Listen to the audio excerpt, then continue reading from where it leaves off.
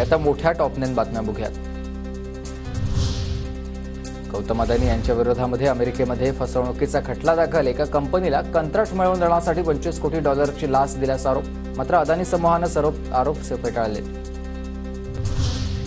अदानींना अटक झाली पाहिजे। मोदी अदानींचं संरक्षण करतात, कारण अदानी आता गेले आत तर मोदी देखील जातील, राहुल गांधींचा आरोप।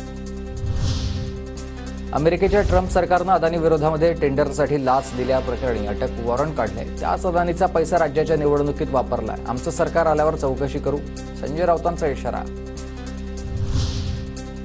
मोदी अदानींच्या कंट्रोलमध्ये आहे, त्यामुळे ना चौकशी होईल ना त्यांना अटक होईल, पण आम्हाला जनतेसमोर सत्य आणायचं आहे, ते आम्ही करूच, राहुल गांधींचा हल्लाबोल।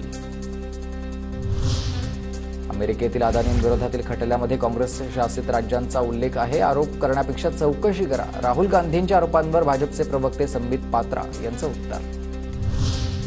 अदानी समूहानं सर्व आरोप फेटाळलेत, कायदेशीर मार्गाने पर्याय शोधणार। अमेरिकेमध्ये फसवणुकीच्या खटल्याप्रकरणी आरोप फेटाळून अदानी समूहानं स्पष्टीकरण दिलंय। बीडच्या परळीमधील घाटनांदूर मतदान केंद्रावरील तोडफोड प्रकरणी आता 40 जणांवर गुन्हा दाखल झालाय। तरुणांकडून वोटिंग मशीनच्या साहित्याची तोडफोड। छत्रपती संभाजीनगरमधील ठाकरेगडाचे उमेदवार राजू शिंदे यांच्यासह 50 कार्यकर्त्यांवर गुन्हा दाखल। बजाजनगरमधील मतदान केंद्रावर गोंधळ घातल्याप्रकरणी गुन्हा। मुंडेंच्या लोकांनी तोडफोड केली आणि माझ्या मुलावर पुतण्यावर गुन्हे दाखल केले। परळीच्या बँक कॉलनी परिसरामधील कालच्या मतदान राड्यानंतर राजेसाहेब देशमुख यांचा आरोप आहे, फेर मतदान घेण्याची मागणी आहे।